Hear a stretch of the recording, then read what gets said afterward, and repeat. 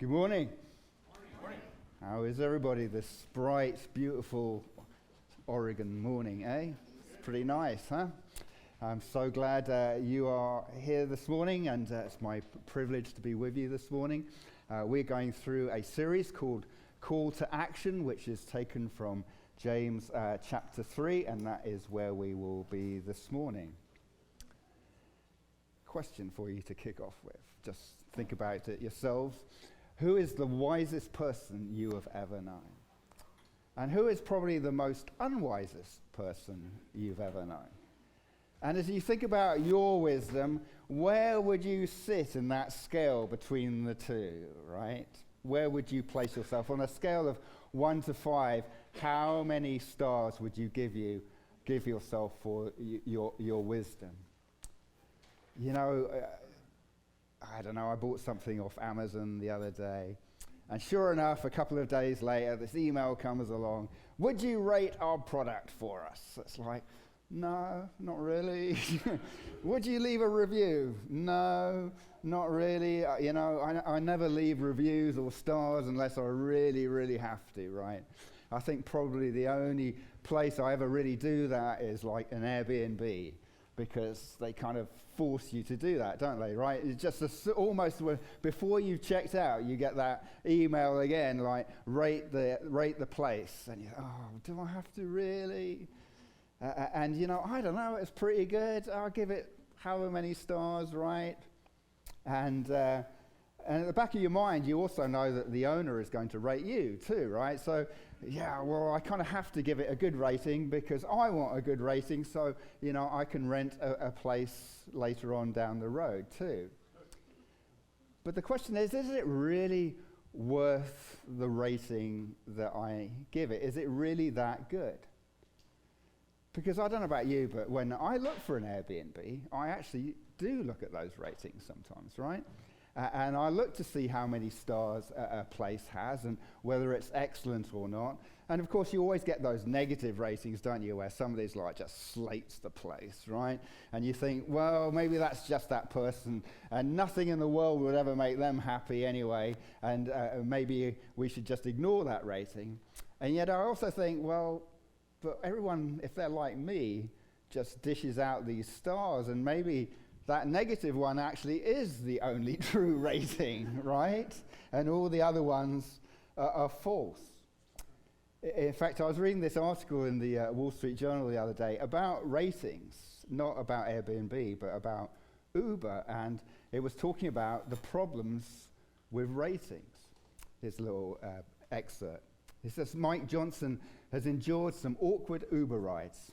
He once held his nose throughout a trip because the driver was carrying chopped up durian, the world's smelliest fruit.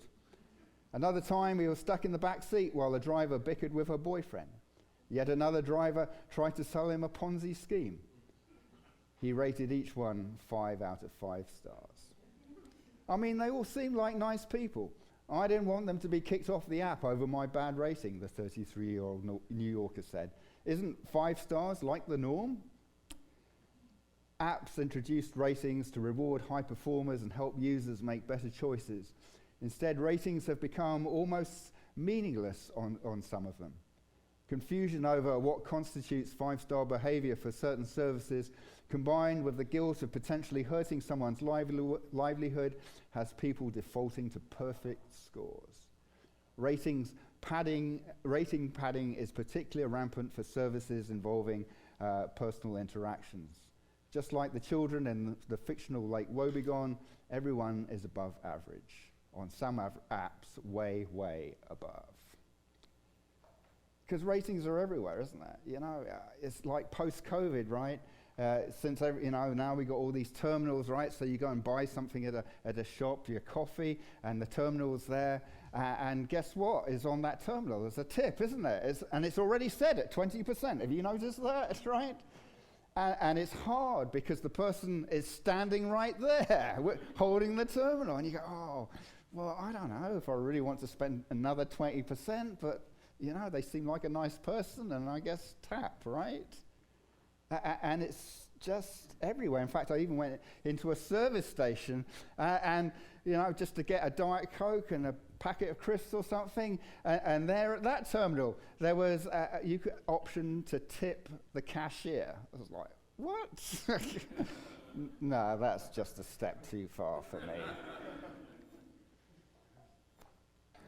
The Wall Street Journal article went on to say that drivers would do anything to keep their ratings up, that some drivers carry breath mints, others offer phone chargers, post stickers asking for 5-star rating. I think it's really tacky, driver Donnie Freeman says about his peers begging for ratings. He doesn't offer any of those perks, but says he acts like an ambassador for his city. He gives tourists suggestions on where to go and what to eat. Good manners earned him his 5 stars, he asserts, though it doesn't take much. People hand out 5 stars like candy, he said. So perhaps looking at the number of stars that something is rated at actually leaves us none the wiser. The Merriam-Webster definition of wise is characterized by wisdom, marked by deep understanding, keen discernment, and a capacity for sound judgment. Well, apparently not for most of the things that we rate, right? But how about wisdom itself? How do we rate wisdom? And how do we rate those who purport to be wise? Because I suspect in a lot of instances, we hand out ratings like candy to the wisdom that we find around us, regardless of whether that wisdom is really wise or not. And so the question is really whether that wisdom deserves 5 stars, or are we just trying to be nice, right? Well, this morning, James has a few things to say on the subject of wisdom, and he does not hand out 5 stars to just everybody. Let's see what James has to say. James chapter 3, verse 13 through 18.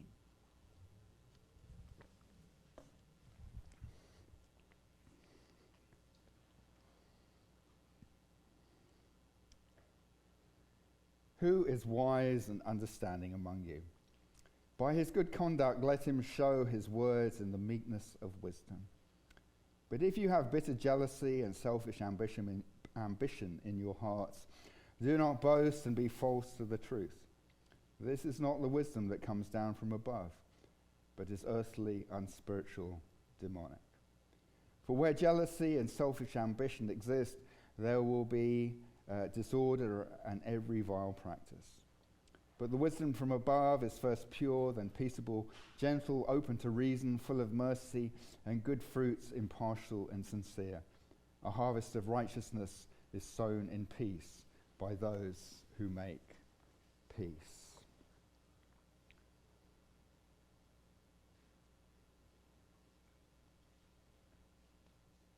Who is wise and understanding, asks James.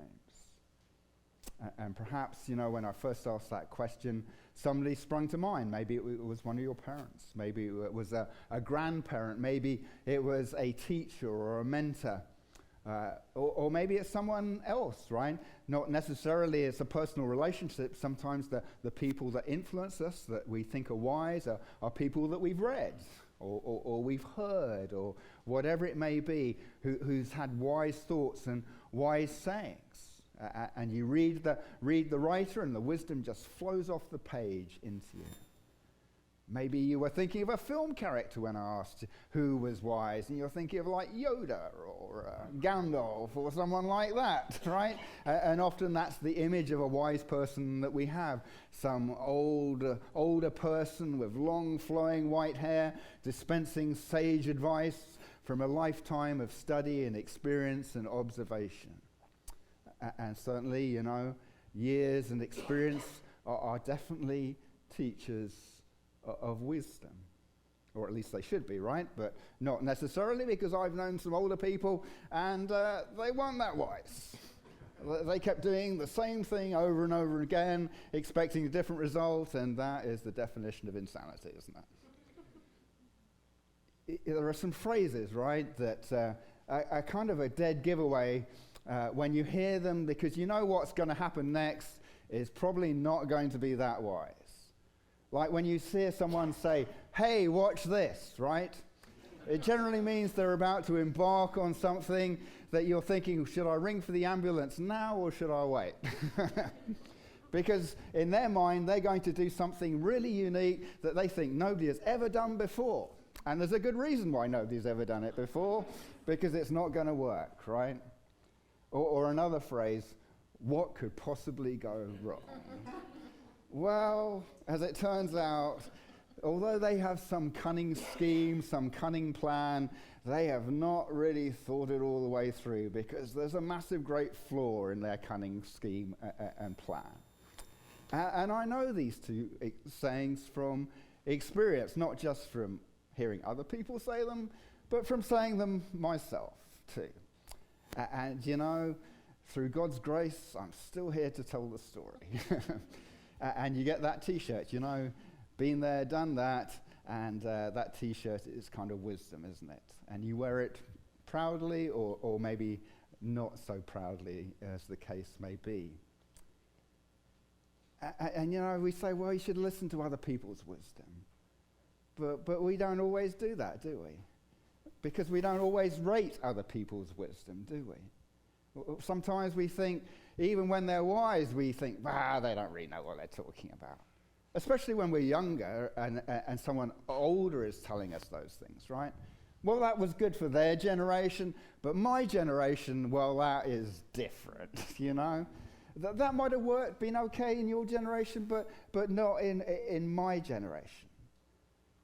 You know, I think of Solomon, and you know, he was one of the wisest people, and yet when he shuffled off this mortal coil, right, he left the throne to his son Rehoboam. Remember this story? And all the people came to Rehoboam, right? And they were trying to decide whether actually they were going to accept him as king or not. Because his father, although Solomon was wise, he was a pretty hard man, and he'd kind of had all this forced labor, and people were pretty fed up with it. And so Rehoboam was deciding what to do, and his father's counselor said, well, you know, just let off a bit, you know. Don't be so hard on them. Let people, you know, have their lives back, and they will serve you, and you can be their king. And then he turned to his mates, didn't he? And they said, no, you should be even harder. Drive them harder. And which advice did he listen to? He listened to his friends. And what happened to his kingdom? He lost over half of it, didn't he? You know, when it comes to rating wisdom, if only we had a better way to rate it. Well, James says that we do.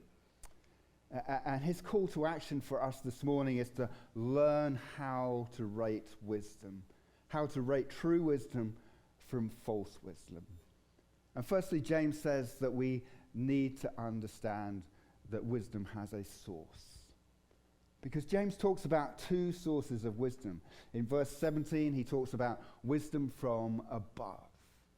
And in verse 15, he talks about the opposite, wisdom that is earthly, unspiritual, and demonic.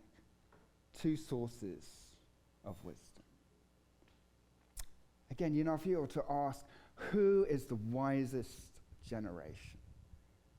I think everyone today would say, well, we are, right? We're the wisest generation.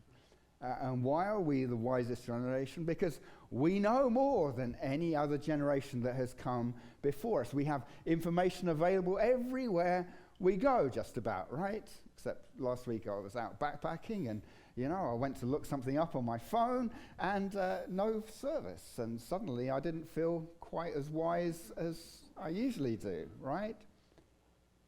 Because if it is accumulation of information that makes you wise, then I suppose we are the wisest generation that has ever been. I could take you to a place, an unlikely place in Central Oregon, which, if it's accumulation of information, would be probably the wisest place in Oregon. And that is the top of Prineville. Because sitting above Prineville there in Central Oregon are the data centers for Apple and Facebook, and they got these big warehouses, right? And it's full of information sitting there above Prineville, of all places. Our knowledge, we think, is accumulated on the internet, and people try and calculate just how big that is, the number of web pages and servers. I like this calculation by this one guy called Russell Seitz, and he calculated the amount of energy it takes to move a byte of information around. And although that's minuscule individually, trillions and trillions of bytes slowly add up. And you know that the sum total of the knowledge is 2 ounces. 2 ounces, that's our wisdom. Maybe we're not quite as wise as we think we are. Sure, the internet contains some wisdom, right? You want to know how to mend your washing machine? You can find that wisdom on YouTube. And if you do a search of wisdom on the internet, it's going to come up with all kinds of stuff. I did one. And of course you have the Eastern traditions, right, of Buddhism and Confucianism and Hinduism and all those ism things. And there's all those philosophies as well, starting with the Greeks, and there's modern psychology and the science, and there's lots and lots and lots of sources of wisdom. And there's no doubt that some of those sources have some pretty sage advice, right? Confucius, one of his sayings was, "Our greatest glory is not in never falling, but in rising every time we fall." That's good. That's wise. Aristotle said, "It is the mark of an educated mind to be able to entertain a thought without accepting it." That too is a wise saying. The Bible, of course, also has wisdom. In fact, there are 5 books in the Bible that are called wisdom books: Job, Psalms, Ecclesiastes, Song of Songs, Song of Solomon, whichever one you want to say, and Proverbs.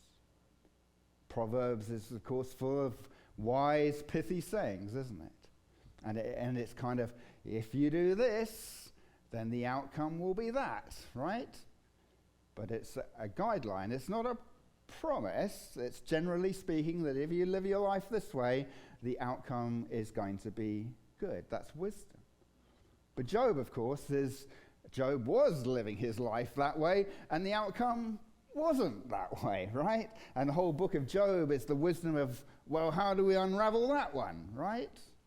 And Ecclesiastes is kind of talking about the wisdom of what does it mean to live in this temporal world. The Song of Songs is about the wisdom of marriage and love and sexuality. And perhaps Psalms is the most quoted wisdom book, isn't it? As the psalmists wrestle through life, the ups and downs and everything in between in life and how to navigate that. All this wisdom at our fingertips, all vying to give us the answers to which every generation wrestles with, like origin and identity and meaning and value and pleasure and pain and suffering and death. On my backpacking trip last week, or was it the week before, I can't even remember, a friend and I were sitting around, the campfire because it's a freezing cold night, and we doing what you do on those trips, right? Discussing life, right? And my friend said to me, Brian, isn't the human brain amazing? I said, yeah, I suppose so. He said, well, have you ever thought that people can look at the same situation in life or read the same thing, hear the same thing, and come away with entirely different conclusions and ideas and opinions? And those opinions and those ideas and those conclusions really become the source of our wisdom, don't they? But James doesn't allow for multiple sources of wisdom. He says there's only 2 sources. He doesn't say that the world has a smorgasbord. Well, the world might have a smorgasbord of wisdom, but James doesn't allow for picking a little here and picking a little from there. That's not God's wisdom. In Proverbs, a father gives advice to his son, and he says, "Listen to your father who gave you life, and do not despise your mother when she is old. Buy truth and do not sell it. Buy wisdom, instruction, and understanding." But from where, right? Which one has the 5-star rating? What should I believe? Again, in Proverbs, in chapter 8, the author of Proverbs kind of personifies wisdom, makes wisdom into a person, and we need to be really, really careful here. Because some people will take that personification of wisdom and make that a god and start worshipping it, and that's not what the writer is talking about here. Wisdom is not a god. Wisdom is God's creation, and wisdom was there at the beginning of God's creation, and wisdom delighted in all that God was doing, the wonder of God's creation. And all of creation is really imbued with God's wisdom. So it's no wonder if you go digging around anywhere in the world, right, you're going to find some traces of God's wisdom. You can't help but find that. And creation itself, it points to the God who made it. That's what wisdom does. It points us to the Creator. Because wisdom isolated by itself is not really wisdom. The fear of the Lord is the beginning of wisdom, and the knowledge of the Holy One is insight. And when I talk about fear, I'm not necessarily talking about quaking, although I think we probably should at times. And I think we don't quake enough, frankly. But we're talking about reverence, we're talking about respect. And when we lose reverence and respect of God, guess what else we lose as well? We lose wisdom. You take that away and you lose wisdom. Because just knowing a lot doesn't lead to anything. That's kind of what the wisdom of Ecclesiastes is all about, isn't it? The first human beings, they lost their reverence of God. They lost their fear of God. They thought they could pick and choose what was wise, right? They didn't believe that God's wisdom was the best wisdom. And they listened to someone else who said, well, you know what? You could be wise like God. All you have to do is eat that fruit. And you can secure the knowledge and be wise like God. Well, they might have secured the knowledge, but they didn't secure the wisdom, did they? Because they lost the fear and reverence of God. It was not the wise thing to do. In the words of the knight in the last crusade, they chose poorly. Because what we think is glittering wisdom is actually foolishness. And that wisdom, just like the wisdom that was offered to Adam and Eve, is not from above. But James says it's earthly. In fact, it's not even really earthly, is it? Just like that wisdom that was whispered into the ear of Adam and Eve, it comes from below, right? It is, in fact, James says, demonic. It's tempting us away from God to a different source. And if it doesn't come from God, then it's not wise. But you know, God could have left us that way, right? He could have left us with our 2 ounces of wisdom. But he didn't. He sent his son, Jesus Christ, into this world. And again, we have to be so careful here because Jesus is not a created being either, right? He is God who came in the flesh supernaturally. He was there in the very beginning, before creation. And Jesus is not God's wisdom personified either. Although he was the wisest person who has ever walked on this earth, he is not that the one that Proverbs 8 is talking about. He didn't come just as some sage to dispense wise advice, which is often the way he's portrayed these days. He came, in fact, to do what seemed really foolish to the rest of the world. God as a human being, coming down to earth, living as the poorest of the poor, and then allowing himself to be nailed to a cross. That does not seem wise at all, does it? And then he was raised from the dead. And why did God do all that?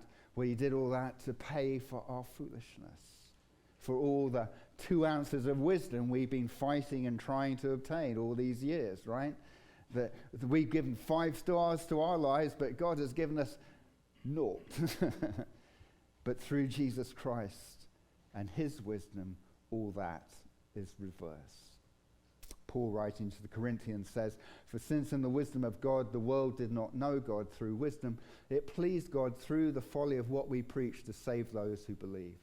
For Jews demand signs and Greeks seek wisdom, but we preach Christ crucified, a stumbling block to Jews and folly to Gentiles. But to those who are called, both Jews and Greeks, Christ the power of God and the wisdom of God, for the foolishness of God is wiser than men, and the weakness of God is stronger than men." So not all sources of wisdom are rated the same. In fact, there's only 2 sources. One is worth 5 stars. The other is worth zilch. Secondly, wisdom is shown. James says that by his good conduct, let him show his works. When I first came to Oregon, I lived out near where you guys, from Pathway are. I lived in Boring, as it happened, and I worked on a large tree nursery out in Boring. And I came to work on that nursery and out of horticultural college, and but I had worked on nurseries before, so I knew what I was in store for. I'd already worked several years. But at the same time I arrived, there was another guy who arrived from Indiana, Purdue, and he had a horticultural degree. He knew probably more scientific stuff about, plants and biology and that than I did, but he had never worked on a nursery before. And he was in for a shock. Because working on a nursery in Oregon in the middle of January is not the same thing as sitting in a classroom in Indiana. I can tell you that. There's a lot of knowledge today, right? In fact, there's no shortage of knowledge today. But knowledge isn't wisdom. Wisdom is the application of knowledge. It's not the accumulation of knowledge, it's the application of knowledge. And I think that is often really confused today. Wisdom is not just academic, is it? You can know the Bible back to front, everything about it. But if you don't apply it, it's not a lot of use. I've known people, if you were doing a Bible trivia competition, you'd want them on your team, right? Because they know all the little minute details, the names about somebody or other in wherever it is, Chronicles there, right? But if you wanted them to tell you how to apply it in your life, they are not the people you would go to. Throughout this letter, James has been giving this call to action. That's the name of the series we've given this. And he started off by giving us the call to action to have joy in the midst of trials, and then not to show favoritism. And then he asked the question, what good is it if I have faith but no works, right? And of course the answer is none. And be doers, not just hearers of the word. And now he gets to this bit and he says, well, how can you tell if somebody is wise? Because they're applying the knowledge. And when they apply the knowledge, then wisdom is shown. And in what way is wisdom shown? Well, James says, when knowledge is applied, it depends on which kingdom it's applied for. Because when we apply knowledge for our own kingdom, right, we want to grow our kingdoms at the expense of the kingdoms around us.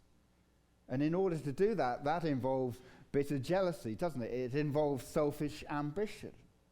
Because we see what other people have around us and we want that, right? Or we have to get above those other people. And why do we have to do all that? Because our value is in comparison to those around us. And as long as we are applying knowledge in that kind of way, then that is not very wise, is it? We have to have more money. We have to have bigger houses, faster cars, flashier clothes, maybe even more knowledge itself, right? So I have to know more than you do so that my value stays at least equal with you, if not higher than you. And that's kind of the world's wisdom. And James says the result of that is disorder and chaos. But God is the God of order, not disorder and chaos. But God's wisdom is found in Christ Jesus. Because where do you find your value for your life? In Christ Jesus. Do you ever think that because of what Jesus has done for you, no matter what you do, no matter what you have, you cannot be any more valuable than what you are right now? You can't. You cannot possibly add to the value that God has already placed on your life that you have right now. But the question is, for us, is, well, do we believe that? We might know that, right? Oh, yeah, I can read the Bible. We can sit here on Sunday morning and go, yes, I know that, Brian. I know that. But do we actually apply that and live that out? Because that is true wisdom. Wisdom that is shown.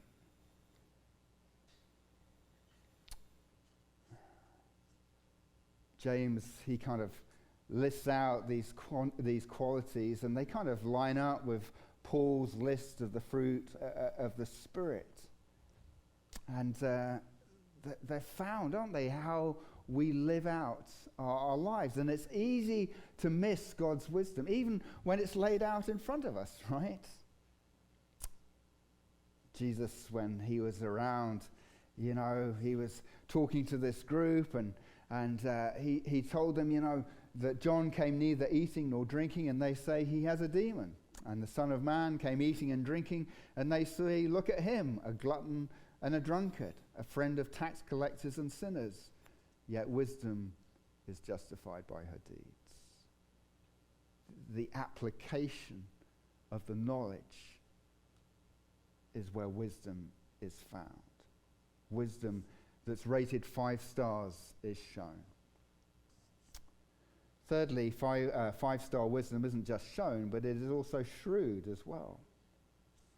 James doesn't just ask who is wise, but he asks who is understanding. In other words, who can take wisdom and apply it to a tricky or different situation. Last week, we had the privilege of Miriam. She was sharing about the wisdom of how to share the gospel, which, of course, is one of the wisest things that we can do, right? Not just keep that knowledge to ourselves, but the wisest thing is that we go out and we share that knowledge of what Christ has done and who he is. But the wisdom is also in recognizing that not everyone is at the same stage. That's what Miriam talked about last Sunday. That some people are a long, long way off, right?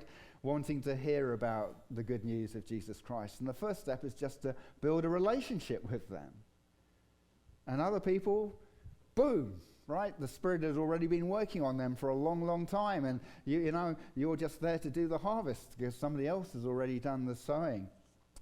And wisdom is there to help us to be shrewd. not just apply everything blanket across everywhere, right? But that we have to be understanding. We need to know how to do that. And one of the things that leads us to know how to do that is actually what James says is humility.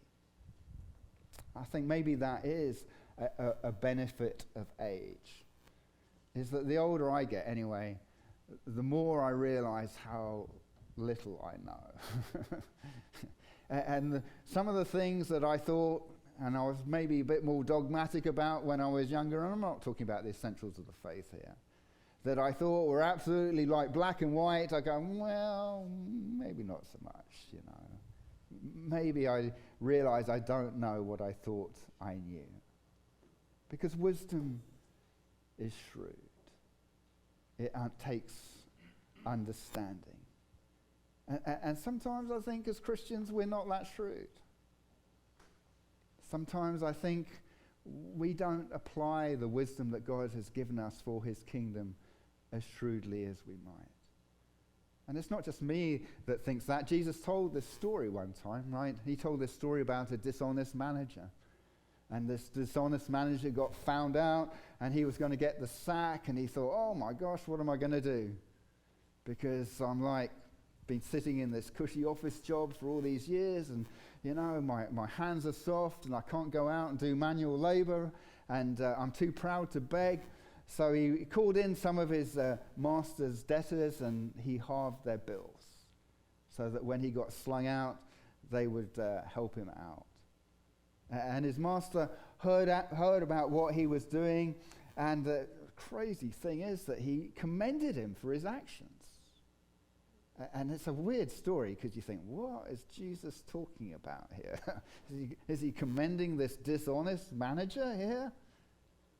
But Jesus' point was that people in the world they know how to use wisdom sometimes better than for their kingdoms than we do. Because we're not that shrewd. We need to be shrewd with our wisdom. Paul says, we have received not the spirit of the world, but the spirit who is from God, that we might understand the things freely given us by God. And lastly, James says that 5-star wisdom is shalom. A harvest of righteousness is sown in peace. James had previously talked about how things are true to type, that if you have a fig tree, guess what comes from the fig tree? Figs. And if you have grapevine, guess what comes from the grapevine? Grapes. And you can't have sweet water and bitter water coming from the same spring. And he said that, a tongue can't bless God and curse people made in the image of God, or at least the tongue can and does, but shouldn't be doing that. And then he says that true wisdom can only be sown in peace. Because peace comes from the fact that we have peace with God. And how do we have peace with God? Through his Son, Jesus Christ. That's what Paul says in Ephesians chapter 2, that Jesus himself is our peace. Wisdom is sown in peace. If you think about like sowing seeds, right? I mean, you prepare your garden, don't you? And you get the soil nice, and you sow it, what? Gently and peacefully. And then you kind of wait peacefully for something to happen. You don't go around, in anger and, trying to get things to grow up and stamping on your seed. That's not how it works at all. And yet sometimes we seem to think that wisdom is sown in anger and resentment and hatred and all those kinds of things, right? And then we wonder why nothing grows up, or at least not the righteousness that Jesus is talking about.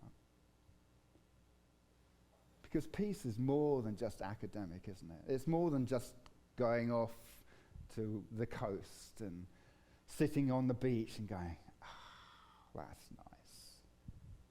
It's about wholeness. It's about a state of being. I read an article by this chap called Lambert Zudavat, and I have no idea if that's how he pronounces his name or not, but he was talking about one of my favorite Psalms, 85. From verse 8 it says, "Let me hear what God the Lord will speak, for he will speak peace to his people, to his saints. But let them not turn back to folly. Surely his salvation is near to those who fear him, that glory may dwell in our land. Steadfast love and faithfulness meet, righteousness and peace kiss each other. Faithfulness springs up from the ground, and righteousness looks down from the sky. Yes, the Lord will give what is good, and our land will yield its increase. Righteousness will go before him and make his footsteps a way."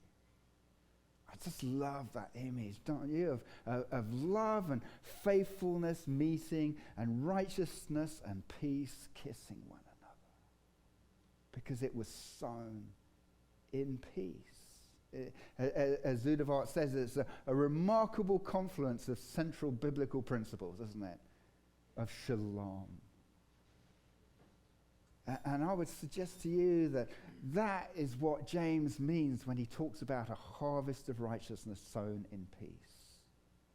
That this shalom grows up. It springs up. And that happens when we sow wisely. It's how we can tell if we have sown wisely or not. That it leads to peace. After Jesus had entered Jerusalem in triumph, and the crowds were flocking to him, these Greeks came along, and they wanted to speak to Jesus. And when Jesus heard about it, he recognized that his hour had come. And he said, "Truly, truly, I say to you, unless a grain of wheat falls into the earth and dies, it remains alone. But if it dies, it bears much fruit." And we're really that grain that falls and is sown. And if we grow in the wisdom of God, if we grow and sow in the wisdom of God, then guess what will spring up? The shalom of God's righteousness. So 5-star wisdom sows in peace to raise a harvest of righteousness. So how do we rate our wisdom this morning? On a scale of 1 to 5, where does our wisdom fall? Is all wisdom deserving of the same rating? Well, that kind of depends on where we find its source, doesn't it? And wisdom is not just an accumulation of knowledge, but it is shown. And it is shrewd because it is not all applied the same way. And it produces a harvest of righteousness when it's sown